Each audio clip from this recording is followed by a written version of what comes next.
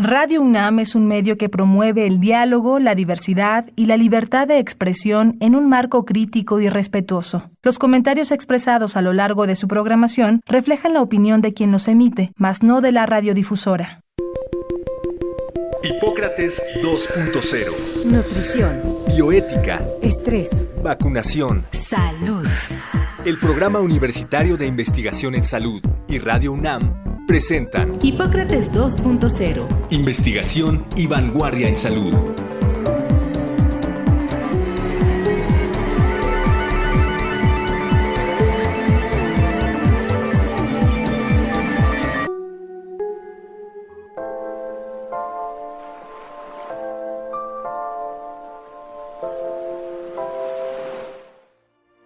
Hola, ¿qué tal? Bienvenidos a Hipócrates 2.0. Yo soy Mauricio Rodríguez. Como cada semana les doy la más cordial bienvenida. Muchísimas gracias por estarnos acompañando aquí en Radio UNAM. En el programa de hoy vamos a hablar sobre las bacterias, la evolución de las bacterias y la resistencia antimicrobiana. Hemos puesto este tema sobre la mesa en varias ocasiones recientemente. Y para hablar de este tema en particular invitamos al doctor Antonio Lascano Araujo. Seguramente ustedes lo conocen. Él es biólogo y doctor en ciencias, especialista en el estudio del origen y la evolución temprana de la vida. Es profesor titular de tiempo completo e investigador en la Facultad de Ciencias de nuestra universidad y profesor invitado de varias universidades y centros de investigación en varios países. Su producción científica incluye más de 200 trabajos publicados en revistas arbitradas, libros y capítulos de libros, y una muy relevante labor de divulgación científica. Ha recibido importantes premios como el Universidad Nacional en 2007, el Charles Darwin Distinguished Scientist en 2013 y 3 doctorados honoris causa. Es miembro del Sistema Nacional de Investigadores y del Colegio Nacional y pues muy generosamente aceptó nuestra invitación para platicar sobre la evolución de las bacterias y la resistencia antimicrobiana. Primero que nada, doctor Lascano, bienvenido a Hipócrates 2.0. Eso es un honor que nos esté acompañando. Muchísimas gracias. Al contrario, el honor y el placer son para mí. Muchas gracias. ¿Podríamos poner en dimensión un poco? Las bacterias fueron los primeros seres vivos en aparecer en la Tierra, no sé si hace 3.500 millones de años. Y desde entonces han hecho todo para diversificarse y sobrevivir. Y aquí siguen y aquí seguirán, ¿no? Creo que ese es un punto de partida, que las bacterias nos anteceden muchísimo y nos van a trascender. Existen, según algunos reportes, más de 30.000 especies de bacterias y participan en incontables procesos biológicos, ¿no? En muchos hábitats, en el suelo, en el agua, en la microbiota, en plantas, en animales. Y menos de 1% son patógenas para el ser humano.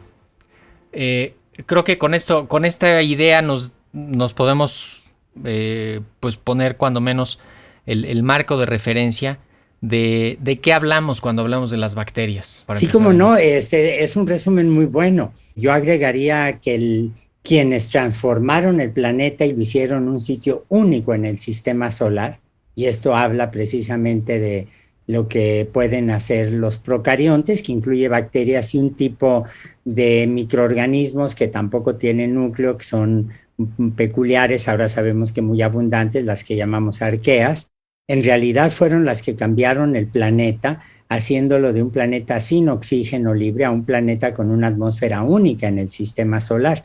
Y una vez que tenemos ese tipo de atmósfera, lo que vamos a tener nosotros son distintos procesos de oxidación. El fierro se deposita, cambia el pH de los océanos, se modifican la formación de distintos minerales, y desde hace, yo que sé, unos 3.500, 3.600 millones de años a la fecha, las bacterias, los procariontes siguen cambiando. El problema es que no las vemos, y como no las vemos, las hemos ignorado. Sí. Y luego en el siglo XIX empezaron a tener muy mala fama con el desarrollo de la teoría microbiana, que fue un avance espectacular, absolutamente espectacular.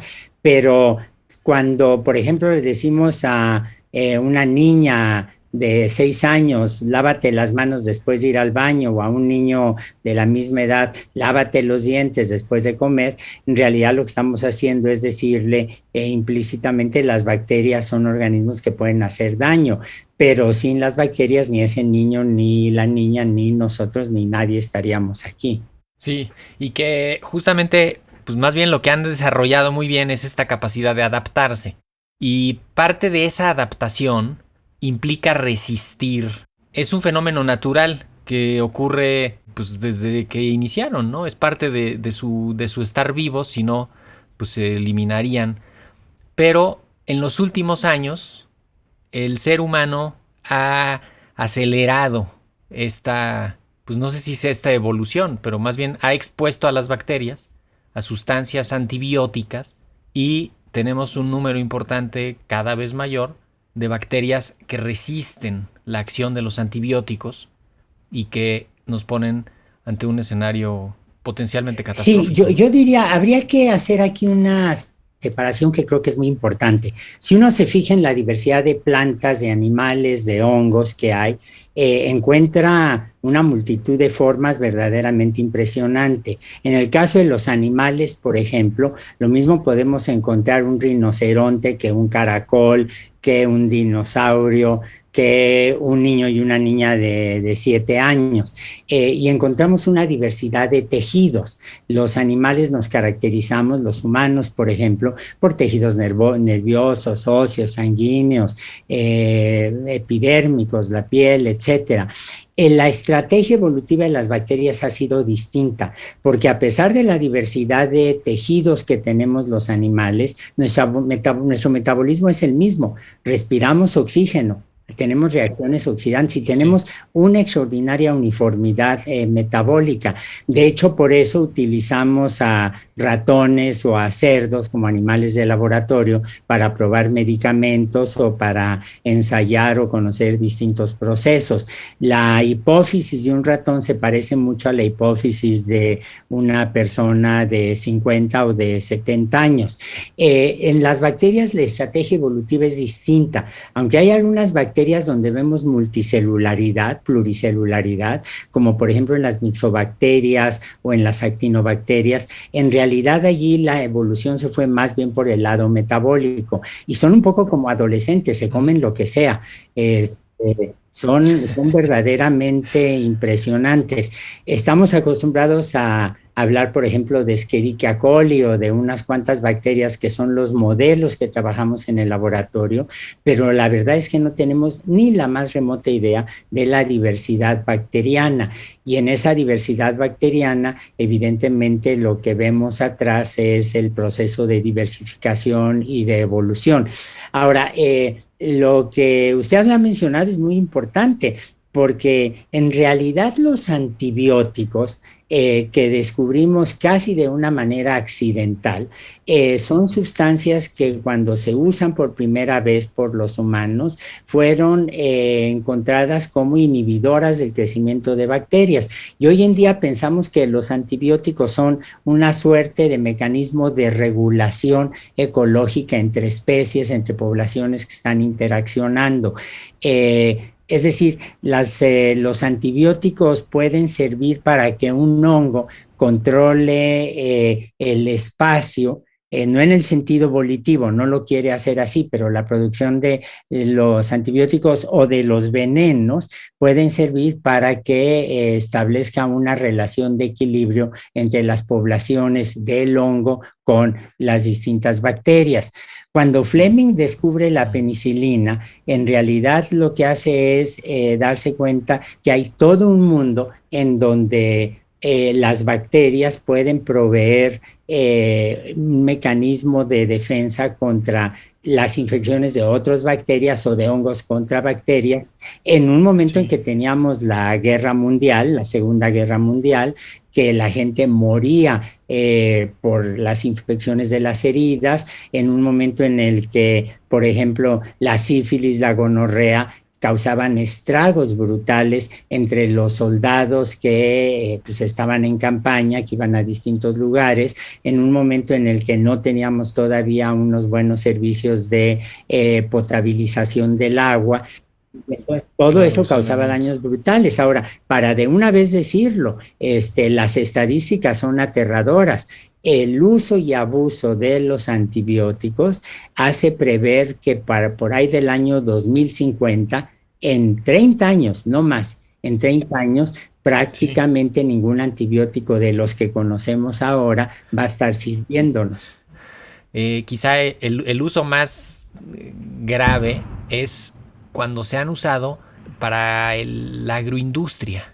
Esta exposición a cantidades increíblemente altas de antibióticos genera en ese microambiente, genera Sí, resistencia. absolutamente. Aquí habría que decir que después de la Segunda Guerra Mundial se desarrolla la producción industrial de alimentos. Ciertamente existía antes, pero después de la Segunda Guerra Mundial uno ve una expansión brutal en la producción de alimentos. Los granjeros ya no nada más llevaban unos pocos pollos a los mercados o a las tiendas que estaban creando en sus granjas, en sus ranchos, sino que se empieza realmente la producción industrial de alimentos. Y esto es cierto no solo para los alimentos de origen animal, sino también vegetal. El resultado es que los productores de, digamos, de ganado, los productores agropecuarios, les surgía tener más gallinas y más gordas, les surgía tener vacas más gordas, y se dio un descubrimiento realmente accidental en unos laboratorios cercanos a Nueva York, los Leatherley, en donde trabajaron dos investigadores contratados por esos laboratorios, que eran Thomas Jukes y Robert Stockstad, de origen, el primero inglés, el segundo sueco.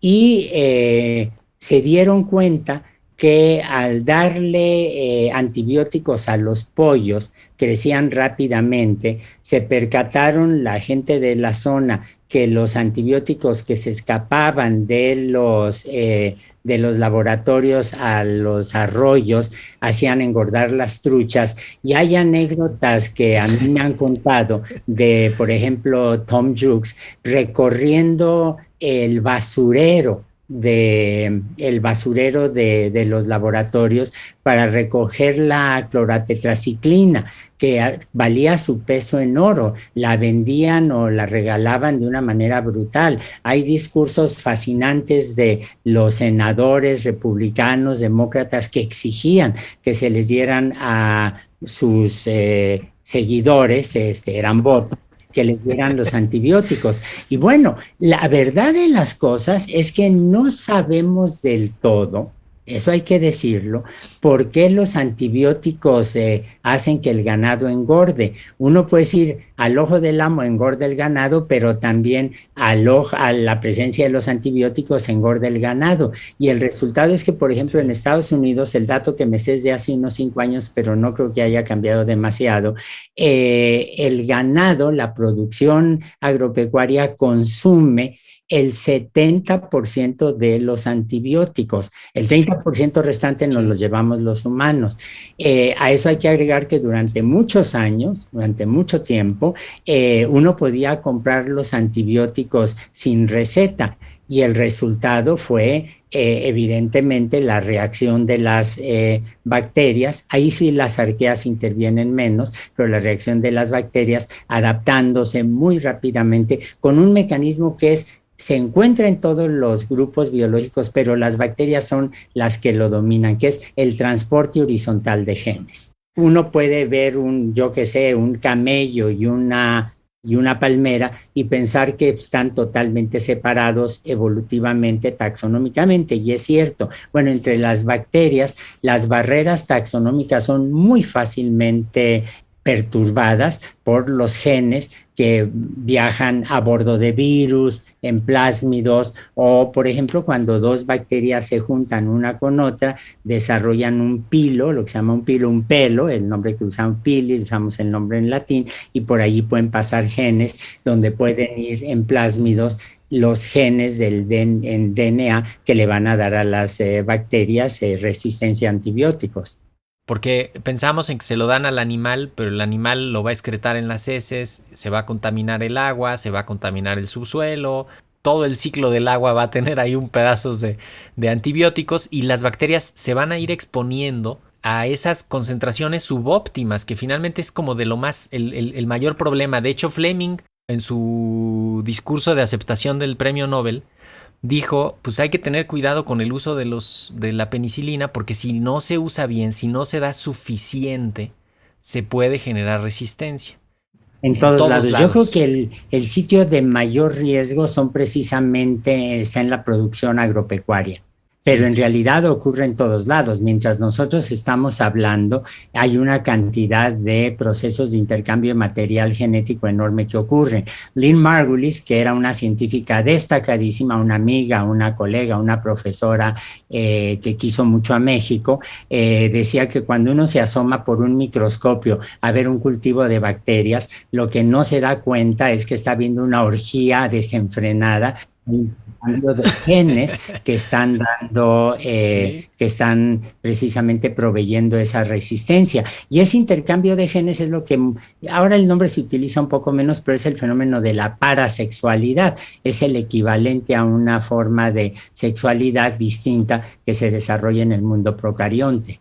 Digamos, ¿cuáles son los riesgos de esta, no sé si es correcto llamarle evolución acelerada de las bacterias? Porque ciertamente el riesgo es simplemente la resistencia. ¿No corremos algún riesgo así también de patógenos emergentes, nuevos, que de pronto nos vayan a sorprender porque ni siquiera los conocíamos? Más que la característica de resistencia, ¿alguna otra cosa? ¿Alguna otra característica? No.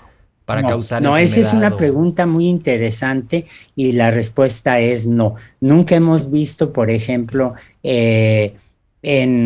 cuando hemos tenido desafortunadamente en el pasado explosiones nucleares, no hemos visto que aparezca una bacteria totalmente monstruosa que empiece a convertirse en una mancha que devora a los humanos. No, cuando tenemos mutantes, eso tampoco ocurre. En realidad, el riesgo mayor es precisamente la resistencia a los antibióticos. Ahora, estamos hablando aquí del transporte horizontal de los genes que otorgan resistencia a los antibióticos, ya sea porque la bacteria, una vez que los adquiere, la receptora, pues desarrolla una manera para hidrolizarlos o para proteger el liposoma, o evita, desarrolla mecanismos moleculares para evitar que lleguen al blanco, etcétera, y esto se transmite horizontalmente rápidamente. Y déjame aquí poner un ejemplo que creo que es útil. ¿Qué quiere decir transporte horizontal? Bueno, por ejemplo, en México hablamos español, pero por ejemplo, si vamos al norte de México, la gente está cambiando el español, lo está evolucionando. Dices, mopea el porche para serapear la mesa. Diciendo allí, limpia, pues el porche, ¿no? Como le dicen allá, para poner la mesa, set up la mesa, ¿no? Yo creo que ahí es fascinante porque estamos atestiguando el cambio de la lengua, la evolución de las lenguas, que es lo que pasa con todos los idiomas. Bueno, hay zonas en donde el abuso de antibióticos permite que esa evolución bacteriana se dé más rápidamente. Terapia intensiva. Las terapias intensivas de todos los hospitales son de los sitios en donde la cantidad de genes que están brincando de una especie a otra es enorme. En un caso estamos hablando del brinco de palabras del inglés al español, y hay otras palabras que han brincado. Pizza, por ejemplo, ¿no? Los mexicanos ya decimos como lo más normal del mundo, ve y cómprate una pizza, y en realidad ahí ya incorporamos la palabra al español sin ninguna dificultad. Las bacterias hacen lo mismo con los genes, y las bacterias a una escala de tiempo que puede ser cortísima, hay reportes de resistencia en 20 minutos en terapia intensiva para resistencia a antibióticos, o pueden ser escalas de tiempo que van más allá de la experiencia humana. Y en la vida cotidiana, ¿no? Porque sí podemos regresar a una situación crítica en la que haya ciertas infecciones, algunos contextos clínicos donde no haya herramientas. O sea, los logros de la medicina moderna se basan en los antibióticos para mantener a raya las infecciones. O sea, trasplantes, inmunosupresión, cirugías. Así es. Bueno, y ahí hay que decir cantidad, algo que es ¿no? muy importante. O sea, uno le tiene que exigir, tiene que educar, nos tenemos que educar todos en el uso correcto de los antibióticos. Por ejemplo, ya cuando tiene uno un catarro o dolor en la garganta, pues no se recomiendan antibióticos porque probablemente van a ser inútiles, pero también como sociedad y como gobierno se tiene que exigir una mayor responsabilidad a las grandes compañías farmacéuticas.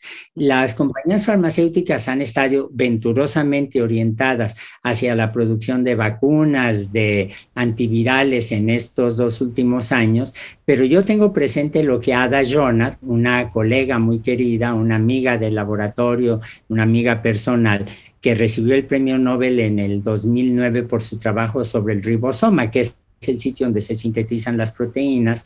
Ella siempre dice cómo han desarrollado antibióticos que afectan los ribosomas, que inhiben la producción de proteínas en bacterias que serían de otra manera resistentes, y la resistencia que hay, no de las bacterias, sino de los laboratorios a invertir en este tipo nuevo de antibióticos. Yo creo que ahí la solución es un poco como con la Wellcome Foundation en Inglaterra o con inversiones mixtas como las ve uno en Francia o en Alemania, en donde los sitios de investigación públicos trabajan asociados con la industria para desarrollar, estimular, que es lo que les interesa a la industria, ganar dinero, estimular el desarrollo económico, el desarrollo de fuerzas productivas y al mismo tiempo estar buscando alternativas, porque como siempre ocurre, lo que puede suceder es que quienes sean las víctimas primarias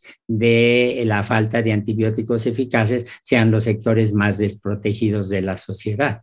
El desarrollo farmacéutico se ha enfocado en los últimos 20 años en los antioncológicos, en los para las enfermedades autoinmunes, pero muy poco para antibióticos. Y debería ser parte de una agenda estratégica nacional en la que haya internacional, que haya incentivos precisamente para que la industria encuentre atractivo invertir en el desarrollo de antimicrobianos y quizá agregar algunas otras estrategias, ¿no?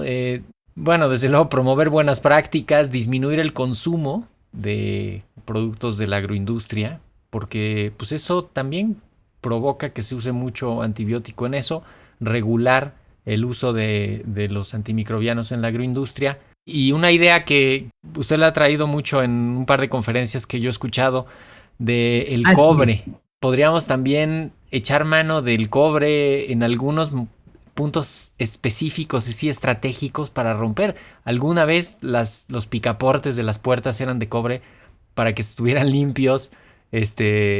Podríamos regresar a las orillas de las mesas. No, yo creo que los hospitales, ¿no? Tienen que enseñar el cobre. Exacto, literalmente. Conocemos perfectamente bien desde la época de los egipcios, se conocen las propiedades antisépticas, bactericidas del cobre, y habría que retornar. Es un movimiento interesante que produjo en la UNAM incidentalmente, llevó a la producción de unos cubrebocas por colegas del Instituto de Investigación en Materiales con mezcla de plata y de cobre, que tienen un efecto en contra de las membranas, en este caso del SARS-CoV-2, y yo creo que los hospitales deberían enseñar el cobre. Implica un cambio radical del mobiliario de acero inoxidable, que da una sensación de limpieza cuando se ve, pero que ciertamente no tiene las propiedades bactericidas que encontramos en el cobre. Esto haría que la economía de algunas zonas, Chile, por ejemplo, Afganistán, se fuera para arriba, pero sobre todo contendría mucho a las bacterias. Ahora, yo sí creo que además de las bacterias hay que tener presente un problema adicional, que son los hongos. Los hongos pueden ser patógenos, estamos acostumbrados a los champiñones, pero pensemos en Cándida, y hay resistencia perfectamente documentada de cándidas que son patógenos, y hay que recordar que no tenemos vacunas contra los hongos. Sí, y de hecho los virus también se pueden hacer resistentes a los antivirales. O sea, es un fenómeno que nos está acechando. También como el tiempo nos está acechando, tenemos que cerrar esta conversación. ¿Con qué idea se quiere despedir, doctor Antonio Lascano? Con el hecho de que no pensemos en la naturaleza como un ambiente en donde estamos luchando codo a codo con los hongos para que maten a las bacterias, que no pensemos, que evitemos los ejemplos antropocéntricos de una guerra, de una lucha sin cuartel. No, simplemente darnos cuenta que lo que estamos atestiguando son los efectos de la selección, la evolución biológica, en este caso afectándonos directamente. Y yo creo que si recuperamos, ahora que se ve una cierta esperanza de que se atenúe la pandemia de SARS-CoV-2, si recuperamos esas medidas muy inteligentes de control de antibióticos, de manejo inteligente, si desarrollamos e imponemos reglas en la producción agropecuaria, si nos cuidamos de no contaminar las aguas con los antibióticos que van a dar a ellas finalmente, yo creo que podemos, paralelamente al impulso de investigación científica en la búsqueda de nuevos antibióticos o nuevas estrategias como el cobre, yo creo que podemos vislumbrar un mejor panorama.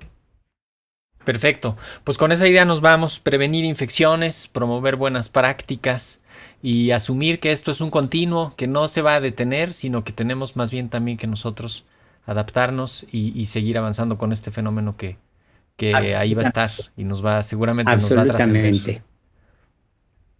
Buenísimo, pues muchísimas gracias por haber estado en Hipócrates 2.0, doctor Antonio Lascano, profesor investigador de la Facultad de Ciencias de nuestra universidad. Encantado, que tengan buena tarde todos.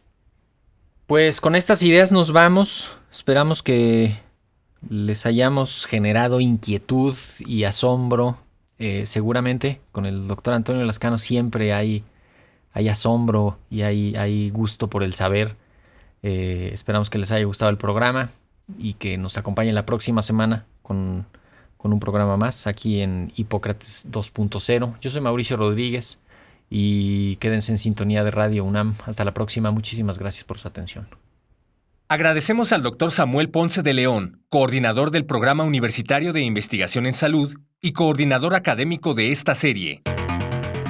El Programa Universitario de Investigación en Salud y Radio UNAM agradecen tu escucha. Te esperamos la siguiente semana para platicar sobre lo último en materia de salud e investigación en Hipócrates 2.0. Investigación y vanguardia en salud. Se despiden de ti en la producción Patti Gamboa, Héctor Castañeda y Alejandra Gómez. Hipócrates 2.0.